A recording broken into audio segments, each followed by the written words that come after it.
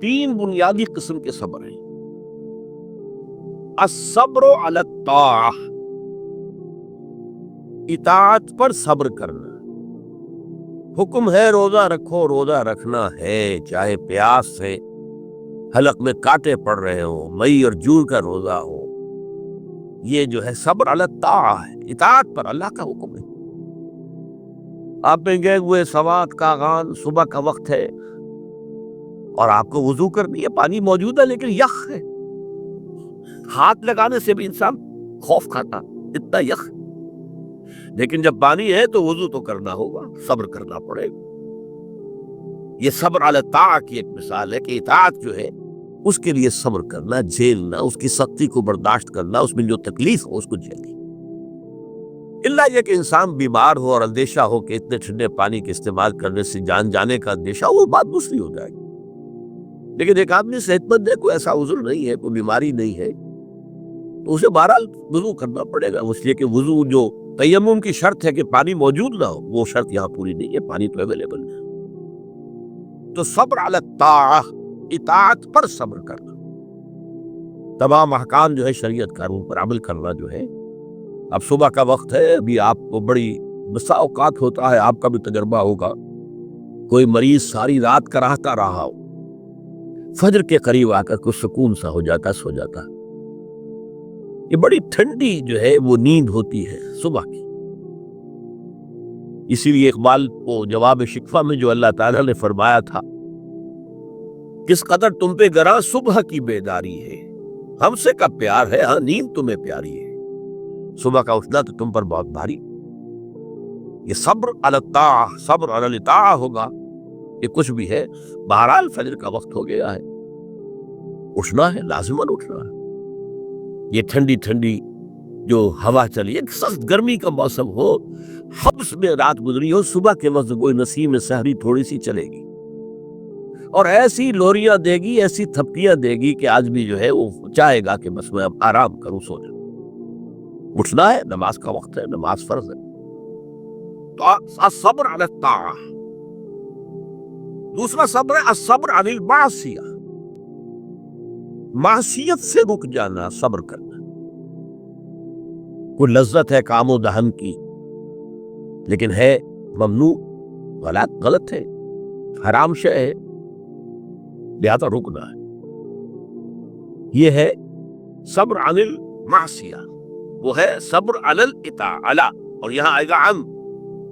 الصبر عن المعصیہ، معصیت سے اپنے آپ کو روکنا، بچانا۔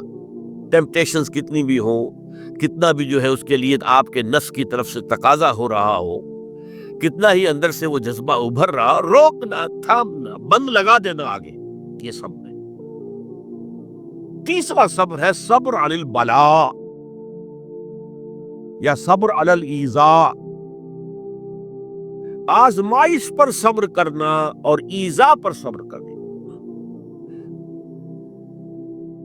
اور صبر عن الطبع، یہ صبر علی البلاء جو ہے، اللہ تعالیٰ جو امتحان لیتا ہے انسان کا، ابتلاء، آزمائش، اللہ کی راہ میں جہاد کرنے میں ابتلاء آ رہا، آزمائش آ رہی ہے، جان دینا پڑے گی، مال دینا ہے، یا اور اسی طرح سے اللہ کی طرف سے آزمائش آ گئی ہے، آپ پر کوئی مصیبت آ رہی ہے، آیا اس میں آپ صابر رہتے ہیں یا اول فول بکنا شروع کر دیتے ہیں اللہ کے خلاف؟ اجی ہمارے ساتھ تو اللہ نے کبھی کوئی خیر کیا ہی نہیں، سب بھول گئے جو بھی اللہ تعالیٰ نے پہلے احسان کیے تھے، کیونکہ ایک آزمائش آ گئی۔ تو صبر علی البلاء۔ اب اس کے دو حصے ہیں جو میں نے بیان کیے، ایک ہے صبر علی الایذاء، آپ اسلام کی دعوت دے رہے ہیں، کوئی آپ کو ایذا پہنچاتا ہے، سخت ایذا پہنچاتا ہے، یہ ایذا وربل بھی ہو سکتی ہے، یہ ایذا فزیکل بھی ہو سکتی ہے۔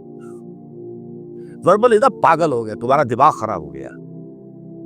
تمہاری عقل الٹی ہو گئی، اودھی ہو گئی، تم کسی برے، کوئی بری جو روح ہے اس کے زیر اثر آ گیا، کوئی جن تمہارے اوپر قابض آ گیا، شیطان۔ یہ کیا ہو رہا ہے؟ وربل ایذا، زبان سے سکھایا جا رہا ہے، اور ایک ہے کہ مارا جائے، پیٹا جائے، جیل میں رکھ دیا جائے، بھوکا رکھا جائے، ایذا کو چاہیے۔ اور ایک اسی کا مرحلہ آتا ہے ذرا بعد میں، جب وہ غلط معاشرہ اچھی طرح ٹھوک بجا کر دیکھ لیتا ہے کہ یہ ایذا سے تو یہ باز نہیں آئے اپنی بات سے، جمے ہوئے ہیں، ٹکے ہوئے ہیں، ڈٹے ہوئے ہیں، تو پھر کچھ لالچ دیا جاتا ہے، دیکھو ہم تمہیں اپنا بادشاہ بنا لیں گے، تم یہ بات چھوڑ دو، دیکھو ہم تمہیں قریش کی جس عورت کی طرف اشارہ کر دو جس کا حسن تمہیں اچھا لگے، ہم اس سے شادی کر دیں گے تمہاری، تمہیں جتنا مال و دولت چاہیے تمہارے قدموں میں ڈال دیں گے، تمہارے بتوں کو برا رکھا، یہ نہ کہو یہ بات نہیں۔ اب یہ طمع ہے، ٹیمپٹیشن کے مقابلے میں رکنا ایذا کے مقابلے میں رکنے سے زیادہ مشکل ہے، جس کی ایک بہت بڑی مثال جو ہے امام احمد ابن حنبل کی زندگی میں ہے کہ جب مسئلہ خلق قرآن پر جب انہیں جیل میں ڈالا گیا، مارے ماری گئی، الفاظ یہ آتے ہیں تاریخ میں کہ انہیں وہ مار ماری گئی کہ اگر ہاتھی کو بھی وہ مار ماری جاتی تو چنگھاڑ اٹھتا، لیکن ان کے آنکھوں میں کبھی آنسو نہیں آئے، برداشت نہیں۔ پھر زمانہ بدل گیا، اب خلیفہ کوئی اور ہو گئے، اور ان کا اپنا موقف وہی تھا جو امام احمد ابن حنبل کا ہے، تو اب دارالخلافہ سے، ایوان خلافت سے ایک ایلچی آیا ہے اشرفیوں کی تھیلیاں لے کر کے یہ خلیفہ نے آپ کو بھیجی۔ اس پر حضرت امام احمد بن حنبل رو پڑے، اے اللہ میں اس آزمائش کا اہل نہیں، یہ آزمائش سختر ہے اس مار سے کہ مجھے جیل کے اندر پڑ رہی تھی، اس سے رکنا بہت مشکل۔ تو میں نے یہ صبر کی قسمیں آپ کو گنوا دی، صبر علی الطاعہ، صبر علی المعصیہ، نمبر 3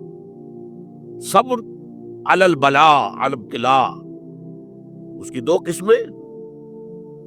صبر علی الایذاء، اس کی 2 قسمیں، زبانی کلامی وربل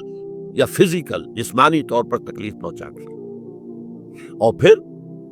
صبر علی الطبع، ٹیمپٹیشن کے مقابلے میں اپنے آپ کو روکے رکھنا، یہ صبر کی قسمیں ہیں۔